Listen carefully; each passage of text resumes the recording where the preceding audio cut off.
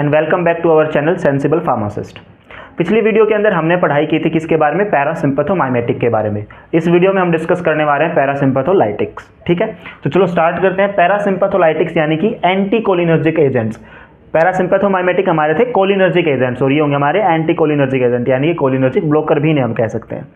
दो तरीके से काम करेगा क्योंकि दो रिसेप्टर थे इसके, एक मस्कर्निक रिसेप्टर था, एक निकोटिनिक रिसेप्टर था। दोनों ही तरीके से काम कर सकता है, एंटी मस्कर्निक और एंटी निकोटिनिक। निकोटिनिक के फर्दर दो टाइप है, गैंग्लियन को एनएम को ब्लॉक करेगा या एनएन को ब्लॉक करेगा। अगर एनएन सब टाइप को ब्लॉक कर रहा है तो वो होगा आपका गैंग्लियोनिक ब्लॉकर, और अगर वो आपको एनएम को ब्लॉक कर रहा है तो वो होगा आपका न्यूरोमस्कुलर ब्लॉकर। इस वीडियो में हम बात करेंगे एंटी मस्कर्निक कंप्लीट और आपका गैंग्लियोनिक ब्लॉकर, क्योंकि सिमिलर से होते हैं।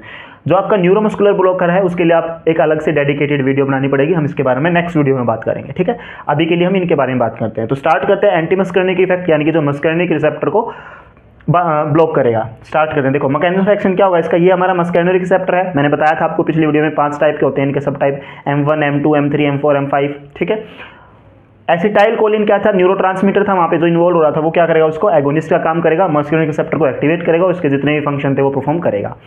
अच्छा, एट्रोपिन इसका एंटागोनिज्म करेगा, क्योंकि हम एंटी मस्कर्निक पढ़ रहे हैं ना, तो एंटी मस्कर्निक का एग्जांपल आपका एट्रोपिन, जो इसका क्या करेगा, एंटागोनाइज करेगा। तो उन सारे इफेक्ट्स को ये अपोजिट करेगा, उन सारे इफेक्ट को या तो प्रोड्यूस होने नहीं देगा या फिर उन्हें अपोजिट शो कराएगा। क्लासिफिकेशन देख लेते हैं इसकी। क्लासिफिकेशन कौन सी है, एट्रोपिन का एग्जाम्पल जो आप आगे क्लासिफिकेशन में देखोगे। फर्स्ट कैटेगरी आती है इसकी नेचुरल एल्कलॉइड। ठीक है, नेचुरल एल्कलॉइड जो नेचुरली ऑब्टेन्ड होते हैं, इसके एग्जांपल आपके एट्रोपिन और स्कोपोलामिन। स्कोपोलामिन को हम हायोसिन भी बोलते हैं। एट्रोपिन ऑब्टेन्ड होता है हमें एट्रोपा बेलाडोना से, ये भी एक एल्कलॉइड है। तो नेचुरल एल्कलॉइड का एग्जांपल हो गया एट्रोपिन और स्कोपोलामिन। हमने यहाँ पे एट्रोपिन क्यों लिखा, क्योंकि एट्रोपिन यहाँ पे क्या है, प्रोटोटाइप ड्रग है। मैंने मेंशन भी किया होगा आगे, प्रोटोटाइप ड्रग। प्रोटोटाइप का क्या मतलब होता है कि सारी के सारी जो ड्रग हैं इसके जैसा ही एक्शन परफॉर्म करती हैं, इसलिए हम कैटेगरी की कोई भी एक ड्रग उठाते हैं और उसके बारे में डिस्कस करते हैं। तो इसलिए हमने यहाँ पे एट्रोपिन लिख दिया, बल्कि सारी ड्रग्स जो है ऐसी एक्ट करती हैं। अच्छा, स्कोपोलामिन यानी कि हायोसिन को हम लाई डिटेक्टर टेस्ट में भी यूज़ किया जाता है, क्योंकि हमारे जो नर्वस सिस्टम है, सेंट्रल नर्वस सिस्टम, उसको डिप्रेस कर देता है। हम कुछ भी अपने पास से झूठ बनाने में थोड़ा नाकामयाब हो या फिर असक्षम महसूस करते हैं, इसलिए इसको लाई डिटेक्टर टेस्ट में भी यूज़ किया जाता है हायोसिन को। उसके बाद बात करते हैं सेमी सिंथेटिक, यानी कि जो थोड़ा सा उसमें सिंथेटिक है और थोड़ा सा उसमें नेचुरल है। इसके एग्जाम्पल आपके हायोसिन के अंदर ही मॉडिफिकेशन की है, दैट इज हायोसिन ब्यूट्राइल ब्रोमाइड। दूसरा एग्जांपल है इप्राट्रोपियम ब्रोमाइड या फिर टाइट्रोपियम ब्रोमाइड। टाइट्रोपियम ब्रोमाइड हुआ आपका, इप्रोट्रोपियम ब्रोमाइड हुआ, इनको यूज़ किया जाता है अस्थमा के अंदर। ठीक है, अस्थमा के अंदर यूज़ कर सकते हैं। यहाँ से क्या पता चला फिर कि पैरासिम्पैथोलाइटिक कॉन्ट्राइंडिकेटेड नहीं होते अस्थमा के अंदर, इनको दे सकते हैं, इसका मतलब ब्रोंकाई को डायलेट करते हैं। आगे चलते हैं। सिंथेटिक के जो कंप्लीट सिंथेटिक हैं, मिडिएट्रिक के तौर पे यूज़ होने वाले, यानी कि जो हमारी आई के जो प्यूपिल है उसको डायलेट जो करे, वो हो गया आपके साइक्लोपेंटोलेट, और दूसरा कौन सा आपका ट्रोपिकनामाइड। पेप्टिकल्स में यूज होने वाले पेरेंजिपिन, टेलेंजिपिन। ऐसे एंटी स्पाज्मोटिक, यानी कि जो मसल के अंदर जो स्पाज्म क्रिएट होता है, जो पेन क्रिएट होता है या जो कॉन्ट्रैक्शन क्रिएट होती है, उसके लिए जो ड्रग देते हैं वो कौन सी आपकी, डिक्लोमीन और फ्लेवोक्सेट। उसके बाद आपके प्री एनेस्थेटिक जो एनेस्थेसिया से पहले दिए जाते हैं। प्री एनेस्थेटिक किस लिए दिए जाते हैं, ताकि एनेस्थेसिया के एडवर्स इफेक्ट जो आते हैं वो आए ही ना। नेक्स्ट चैप्टर जो पढ़ेंगे हम लोकल एनेस्थेसिया या फिर जनरल एनेस्थेसिया, नेक्स्ट यूनिट के अंदर पढ़ेंगे, उसमें हम डिस्कस करेंगे कि प्री एनेस्थेटिक्स होते क्या है। ठीक है, उसका एग्जाम्पल यहाँ पे ग्लाइकोपायरोलेट। नेक्स्ट है इन पार्किंसन। पार्किंसन में यूज होने वाले ड्रग्स जैसे आपकी बेंजएक्सोल, बेंस्ट्रोपिन एक्सेट्रा, ये है। करता क्या है वो हम यहाँ पे बात करेंगे इनके फार्माकोलॉजिकल एक्शन पे। ये मैंने बता दिया, एट्रोपिन के आपकी प्रोटोटाइप ड्रग। प्रोटोटाइप मतलब कि इनकी जो सारी कैटेगरी की ड्रग है वो ऐसे ही काम करती है जैसे कि एट्रोपिन करती है। अब बात करते हैं फार्माकोलॉजिकल एक्शन की। सीएनएस पे क्या इफेक्ट आता है, माइल्ड सीएनएस स्टिमुलेट। हमारे सीएनएस को क्या करता है, माइल्ड थोड़ा बहुत सीएनएस को स्टिमुलेट करता है। Produce anti Parkinson effect by decreasing acetyl choline. Parkinson के अंदर यूज होती है, कैसे होती है, थोड़ा सा पार्किंसन के बारे में जान लेते हैं।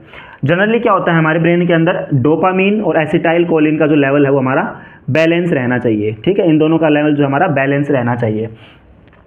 पार्किंसन में क्या होता है, या तो डोपामीन का लेवल कम हो जाए तो पार्किंसन हो सकता है, या फिर एसिटाइल कोलिन का लेवल ज़्यादा हो जाए तो पार्किंसन हो सकता है। इनमें से कोई एक हो जाए। ठीक है, देखो एसिटाइल कोलिन और डोपामीन अपनी बैलेंस स्टेट में है, अगर हमारा डोपामीन कम हो गया तो पार्किंसन हो गया, या फिर दोनों बैलेंस स्टेट में और हमारा एसिटाइल कोलिन ज़्यादा होगा। एसिटाइल कोलिन ज़्यादा हो तो डोपामीन कम रहेगा ना उससे, तो उससे भी हमारा क्या होगा, पार्किंसन होगा। यानी कि दोनों को बैलेंस रहना ज़रूरी है। तो उसमें से अगर हम क्या करें, एसिटाइल कोलिन के लेवल को कम कर दे और डोपामीन के बराबर ले आए, तो इसका मतलब हम पार्किंसन में इसका इस्तेमाल कर सकते हैं। तो यहाँ पे वही होता है, ये क्या करता है, इसकी जो एसिटाइल कोलिनिक यानी कि कोलिनर्जिक जो एक्टिविटी है उसको रिड्यूस कर देता है। तो इस हिसाब से हमारा किस में यूज़ होता है, पार्किंसन में यूज़ हो सकता है। नेक्स्ट सीवियस कार्डियोवैस्कुलर सिस्टम पे इसका क्या इंपैक्ट आता है। इनिशियली क्या करता है, bradycardia and due to M1 blocker, ये बताता हूँ आपको कैसे, एंड M2 ब्लॉकर की वजह से क्या होता है इसके अंदर टैकीकार्डिया होता है। ठीक है जी। पिछली वीडियो जो हमारी क्या थी, सिंपैथोमाइमेटिक, सिंपैथोमाइमेटिक के अंदर, सॉरी पैरासिम्पैथोमाइमेटिक, पैरासिम्पैथोमाइमेटिक के अंदर क्या होता है हमारा, जो हमारे क्या करता है हार्ट के एक्शन को सप्रेस करता है, ब्रेडिकार्डिया। और सिंपैथोलाइटिक्स के अंदर क्या हो रहा है हमारा, टैकीकार्डिया। क्यों हो रहा है देखो, जैसे आपका ऑटो रिसेप्टर होता है, अगर ऑटो रिसेप्टर आपका ब्लॉक हो गया तो इसका मतलब उसका जो आपका एसिटाइलकोलिन था, एसिटाइलकोलिन का जो न्यूरोनल अपटेक हो रहा था वो प्रिवेंट हो गया, यानी कि वहाँ पे साइनेप्सिस की कंसंट्रेशन बढ़ गई। कंसंट्रेशन बढ़ी तो वहाँ पे उसका इफेक्ट भी पड़ेगा पोस्ट साइनेप्टिक रिसेप्टर पे। और एसिटाइलकोलिन का क्या इफेक्ट आता है, जो बिल्कुल सिंपैथोमाइमेटिक के अपोजिट आता है। और सिंपैथोमाइमेटिक का क्या एक्शन होता है, सिंपैथोमाइमेटिक का एक्शन आता है कार्डिक स्टिमुलेशन, और उसके अपोजिट एसिटाइलकोलिन का आएगा पैरासिम्पैथोमाइमेटिक का, यानी कि कार्डिक डिप्रेशन। तो डिप्रेशन कोज करेगा, तो क्या करेगा, ब्रेडिकार्डिया कोज करेगा। और जबकि टैकीकार्डिया क्या है इसका, जो जनरल उसके अपोजिट एक्शन से परफॉर्म करना है, तो टैकीकार्डिया, उस रीजन से इसका टैकीकार्डिया आएगा। नेक्स्ट आता है ग्लैंड्स में, बिल्कुल उसका अपोजिट काम करेगा पैरासिम्पैथोमाइमेटिक का। पैरासिम्पैथोमाइमेटिक में सिक्रेशन इंक्रीज होता है तो यहाँ पे रिड्यूस, डिक्रीज हो जाएगा। आई के ऊपर वहाँ पे क्या होता है, कंस्ट्रिक्शन होता है, यानी कि मियोसिस होता है, तो यहाँ पे मिड्रियोसिस हो जाएगा। स्मूथ मसल, वहाँ पे मोटिलिटी इंक्रीज हो रही थी, यहाँ पे डिक्रीज हो, क्यों, क्योंकि यहाँ पे रिलैक्सेशन हो रही है, वहाँ पे कंस्ट्रिक्शन हो रहा था। देखो लंग्स के अंदर भी रिलैक्सेशन होगी, स्मूथ मसल के एग्जाम्पल है सारे, तो रिलैक्सेशन होगी, तो इसलिए हम क्या कर सकते हैं, इसको अस्थमा के अंदर दे सकते हैं, यानी कि कॉन्ट्रा इंडिकेटेड ये नहीं है। वहाँ पे भी बताया था मैंने आपको जब टाइट्रोपियम ब्रोमाइड की बात कर रहे थे कि इसे अस्थमा में दिया जाता है। ये था हमारा मस्कर्निक के बारे में। गैंग्लियोनिक के बारे में क्या बात कर रहा है, यानी कि NN ब्लॉकर के बारे में। गैंग्लियन ब्लॉकर क्या करेगा, have atropine like action on heart, I, GIT and bladder, बल्कि सेम ही एक्शन रहेगा जैसा एट्रोपिन ने शो किया, वैसा ही गैंग्लियोनिक ब्लॉकर का रहेगा। कोज इंपोर्टेंस इन मेल, यानी कि मेल के अंदर ये क्या कोज कर देगा, impotence, inability to perform sexual performance. उसके बाद आता है no selective ganglionic blocker are available till now, hence rarely use in therapy. अब तक इनकी कोई जो ड्रग है वो अवेलेबल है ही नहीं, इसलिए थेरेपी में से कम यूज़ किया गया है।